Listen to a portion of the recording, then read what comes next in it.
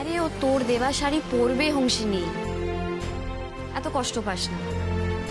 ঠিক আছে মেজো কাকি, তোমরা যেটা ভালো মনে করবে সেটাই হবে। ও মেজো কাকি শোনো না, আমার না মাথায় অন্য একটা কথা আসছে। দেখো যতই হোক তোমার বউ তো অনেক বড়লোক বাড়ির মেয়ে, তাই না? এখন যদি দুলাল কুমারের ওই সস্তা শাড়িটা যদি না পরে তখন কি হবে? এবার কি কথা শোনা? কেন কি হয়েছে? আমি তো ঠিকই বলছি, তুমি একবার ভেবে দেখো না। তোমার বউ হতেই পারে এখন চক্ষু লজ্জার ভয়ে তো ওই শাড়িটা অ্যাকসেপ্ট করলো, কদিন পরে হয়তো ওই ঘর মোছা হিসেবে ইউজ করতে পারে, নেতা হিসেবে। আর না তো ওর, আরে ধরো না ওর ওই বাপের বাড়ির লোকজনকে কোনো হয়তো কাজের লোককে হয়তো দিয়ে দিতে পারে, সেটা হতেই পারে না? কোনোদিন না।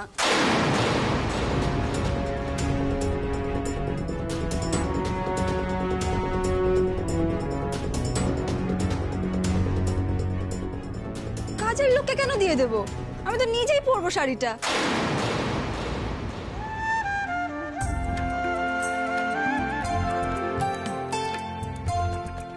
শোনা বৌদি, এদিকে এসো। আরে এসো না, কথা বলবো। কি হয়েছে? বলছি, তুমি কি তোমার হাজবেন্ডকে এভাবেই ডিসরেসপেক্ট করো গো? মানে? না মানে দেবা দাদা ধরো তোমাকে কোনো একটা একটু কম দামি বা সস্তার কিছু এনে দিলে এভাবে কথা শোনাও? শোনাও না তো নিশ্চয়ই। তাহলে আমাকে কেন বলছো বলো তো এভাবে?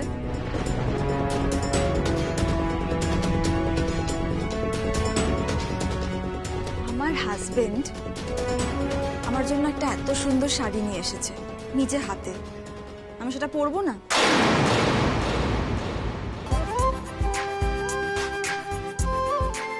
বুঝো কি, অন্য কোনোদিন সন্ধেবেলা না, আমি আজকে সন্ধেবেলায় এই শাড়িটা পরবো, বুঝেছো? আচ্ছা, অনুষ্ঠানটা কখন শুরু হবে গো? এই তো তোরা পুরো তৈরি হয়ে নিচে চলে আয়, তারপরেই শুরু করে দেবো। ঠিক আছে, আমরা আসি। এই শোনা, এই শোনা, চল।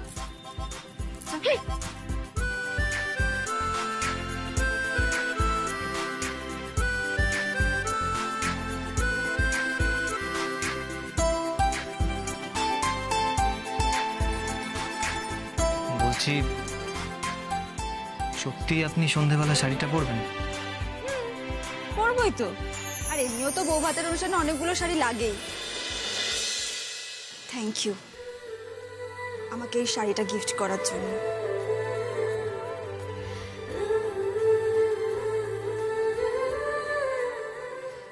এই শাড়িটা না আমার লাইফের বেস্ট গিফট।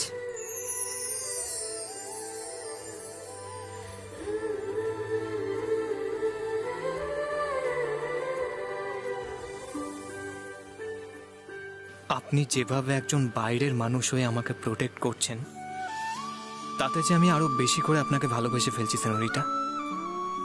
আমার বিশ্বাস করতেই ইচ্ছে করছে না আমাদের এই বিয়েটা মিথ্যে।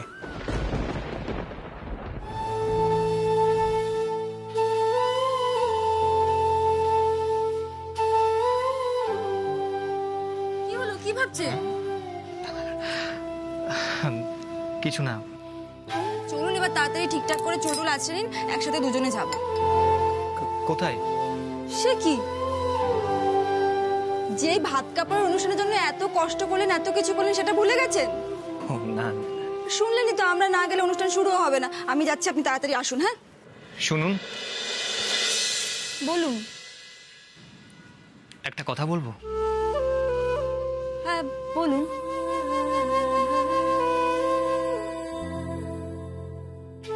একটু আগে আপনার কথাগুলো শুনে আমার কি মনে হয়েছিল জানেন? আমাদের হয়তো সত্যিকারের বিয়ে হয়েছে।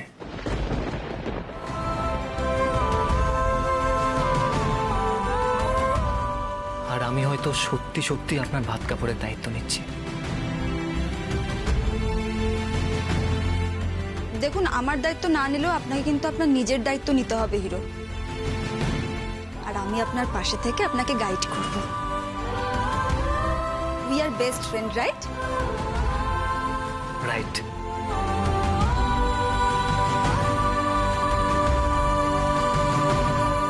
এরকম রোমান্টিক হিরোর মতো তাকিয়ে থাকার কিন্তু কোনো কারণ নেই। হ্যাঁ, আমি যাচ্ছি, আপনি আসুন।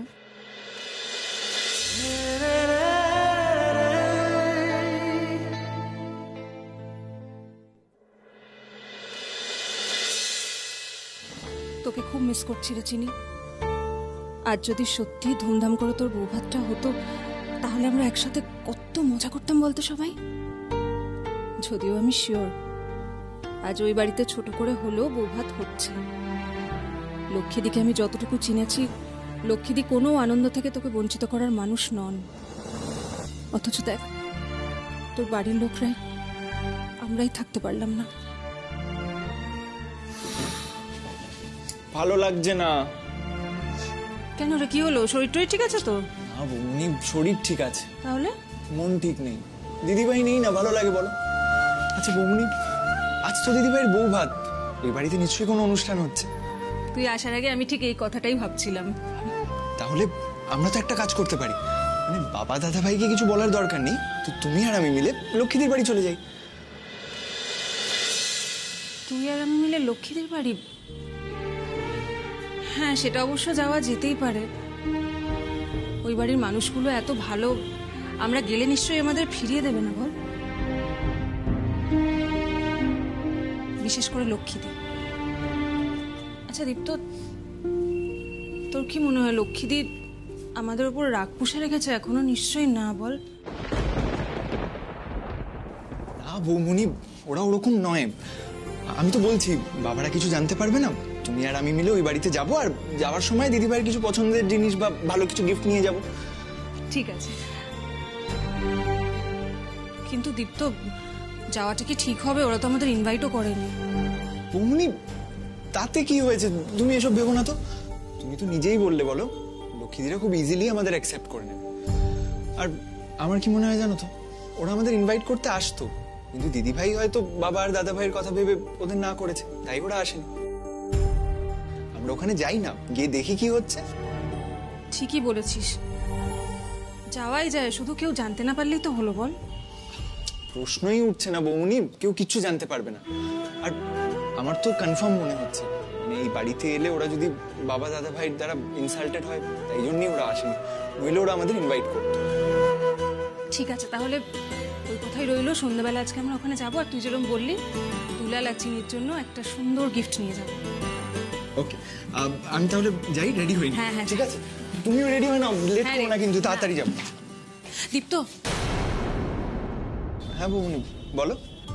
বলছি যে একটা কাজ যখন লুকিয়ে করছি, সঙ্গে আরেকটা কাজও লুকিয়ে করলে হয় না?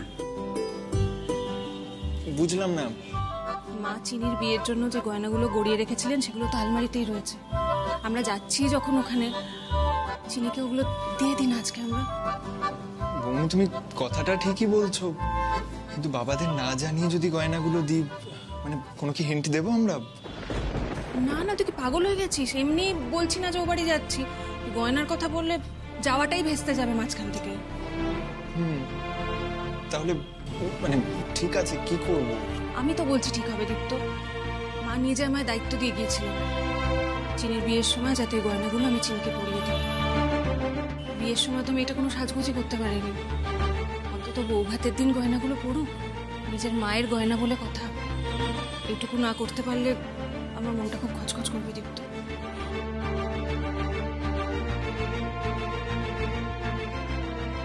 ঠিক আছে ক্রাইম পার্টনার, তুমি যখন বলছো তখন আমরা গয়নাগুলো নিয়েই লক্ষ্মীদির বাড়ি যাব। ডান? ডান। তাহলে আজ সন্ধেবেলা অপারেশন লক্ষ্মীদির বাড়িতে দিদিভাইয়ের বউ ভাত। ইয়েস! মেজো থালাটা নিয়ে আয়। আসছি দিদি।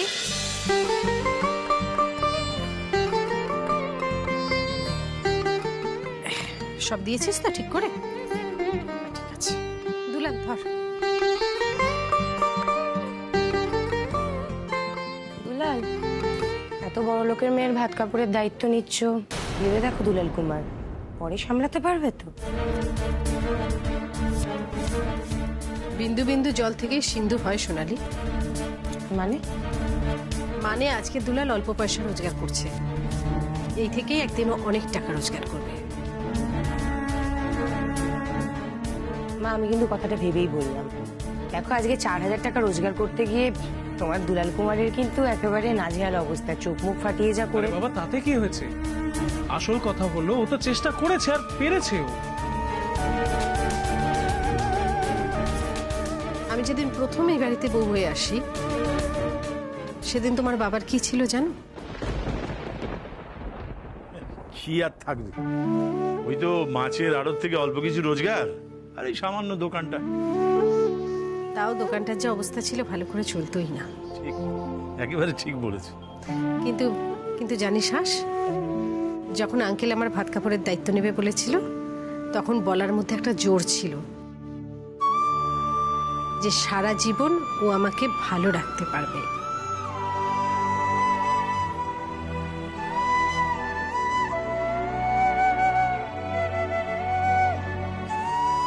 দুলাল, এই থালাটা না এক হাতে এরকম ধরবি, আর ভাতের থালাটা ডান হাতে এরকম ভাবে ধরবি। হ্যাঁ ধর। হ্যাঁ, ওপর ওপর থাকবে দুটো।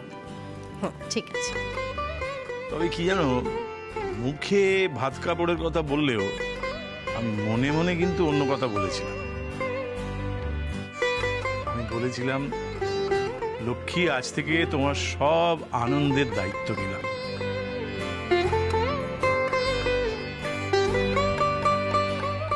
আনন্দের দায়িত্ব মানে?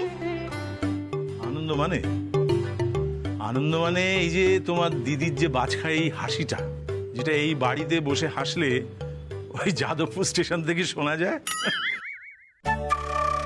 সেটা যেন সারা জীবন বজায় থাকে।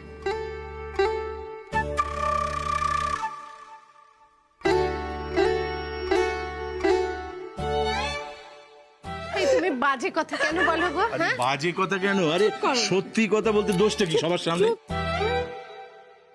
জানিস আর সেই সময় আমি মনে মনে কি বলেছিলাম? কি গো? মনে মনে বলেছিলাম আঙ্কেল যাতে সারা জীবন গালেই টোলটা ফেলে হাসতে পারে।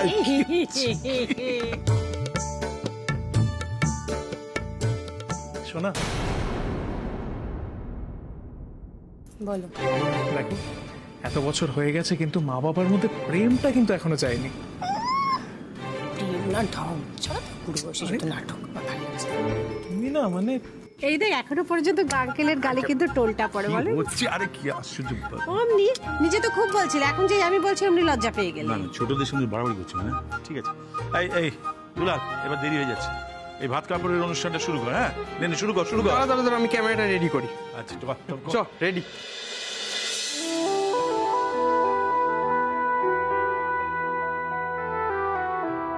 ভাত কাপড়ের থালা হাতে নিয়েই বলছি, এর আগে আমি কোনোদিন কারো দায়িত্ব নিইনি। দায়িত্ব কি জিনিস আমি জানতাম না, গায়ে হাওয়া লাগিয়ে ঘুরে বেড়াতাম। হঠাৎ করে আজ যখন এত বড় একটা দায়িত্ব আমার ঘাড়ে এসে পড়লো, আমি প্রথমে খুব ভয় পেয়ে গেছিলাম। ভেবেছিলাম এই সব কিছু ছেড়ে পালিয়ে যাব। তারপর মার মুখ, বাবার মুখ এবং আপনার মুখ মনে পড়ল। আর পালাতে পারলাম না।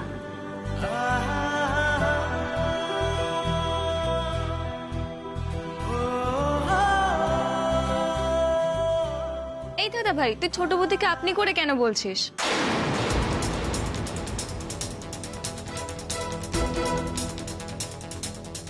আমার মনে হয় আমার ভাইটা না সবার সামনে তুমি করে ডাকতে লজ্জা পাচ্ছে।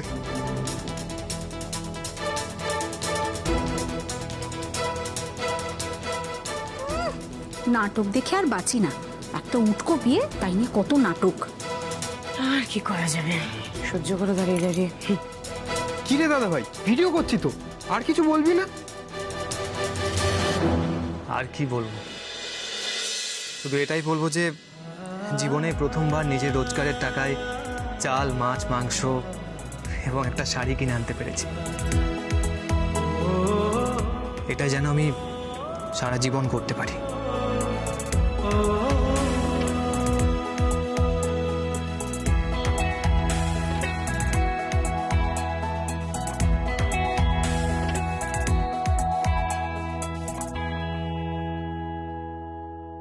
তার মানে আমাদের দুলাল এটা বলতে চাইছে যে বিয়ের আগে মা কিছুই শেখায়নি, যেই বিয়েটা হলো, বউয়ের দায়িত্বে পড়লো, অমনি আমার দুলাল বাবু দায়িত্ববান হিরো হয়ে গেল, তাই তো? আর লজ্জা পেতে হবে না, থালাটা দে ওকে, কতক্ষণ ধরে দাঁড়িয়ে থাকবি?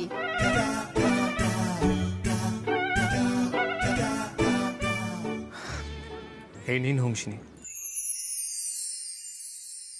আজ থেকে আমি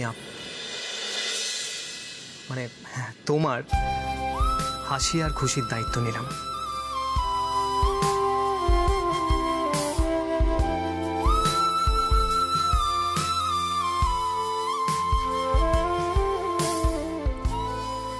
আমি চেষ্টা করব এই বাড়িতে তুমি যতদিন থাকবে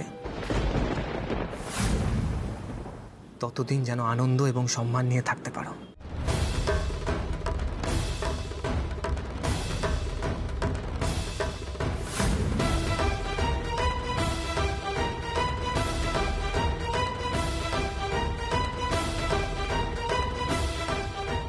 এই দুলাল, কি বোকার মতো কথা বলছিস?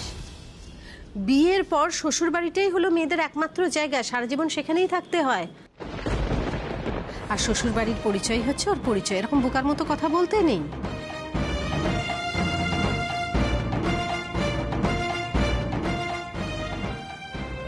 আসলে হিরো তো সুপারস্টার হবে না, তখন তো অনেক বড় ফ্ল্যাট কিনবে, তখন আমরা সবাই মিলে ওখানে শিফট করে যাব, সেজন্যই ও বলেছে, ওটাই ও মিন করেছে, তাই না হিরো? হ্যাঁ, সেটাই তো বলছিলাম।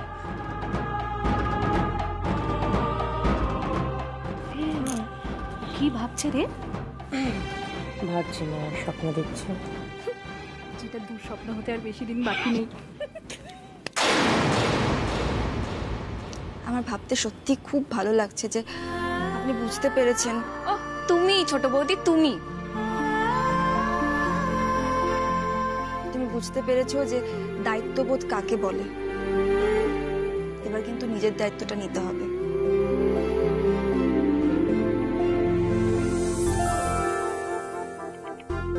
এতদিন তুমি শুধু মনে মনে চাইতে হিরো হতে, মনে মনে লক্ষ্য স্থির করেছিলে, কিন্তু কিভাবে সেই লক্ষ্যে পৌঁছতে হবে সেটা তুমি বুঝতে পারতে না। আজ আমি তোমাকে সবার সামনে দাঁড়িয়ে কথা দিচ্ছি, তুমি যাতে নিজের লক্ষ্যে পৌঁছতে পারো, সাকসেসফুল হতে পারো, তার দায়িত্ব আমি নিলাম।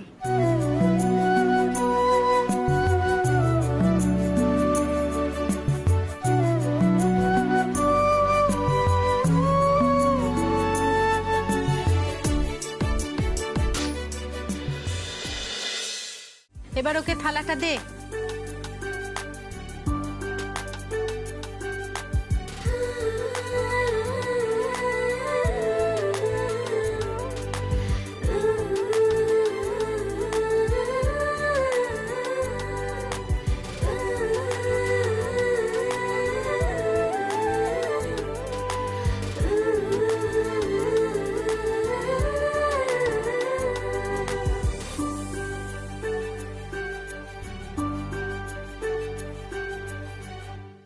দুলাল, আজ থেকে যে তোরা একে অপরের দায়িত্ব নিলি, সারা জীবন তোরা একে অপরের সঙ্গে থাকবি, পারবি তো?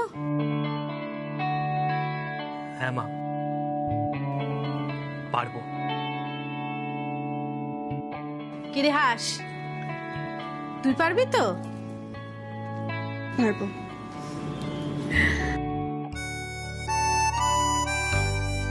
এবার হাতে হাতটা দে।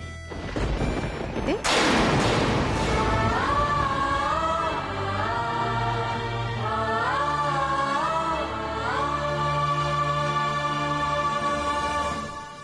দুজন দুজনের হাতটা ধরো, ধরো, হ্যাঁ ধরো।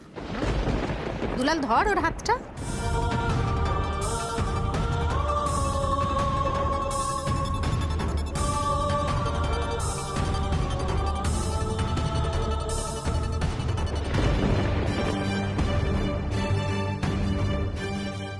আবার দুলাল হাতটা রাখ।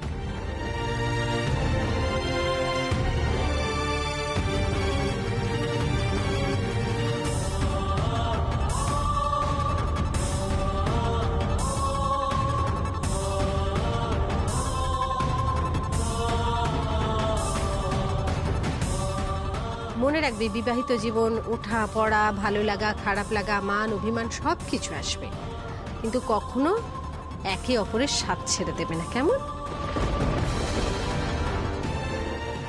আর কোনো ভারী কথা নয়, প্রত্যেককে কান খুলে শুনে রাখো। আজকে ছোট বৌমা আর ছোট ছেলের বউ ভাত। আজকে সন্ধেবেলাটা আমরা হই হই নাচ গান খাওয়া দাওয়া করে অনুষ্ঠান সম্পন্ন করব।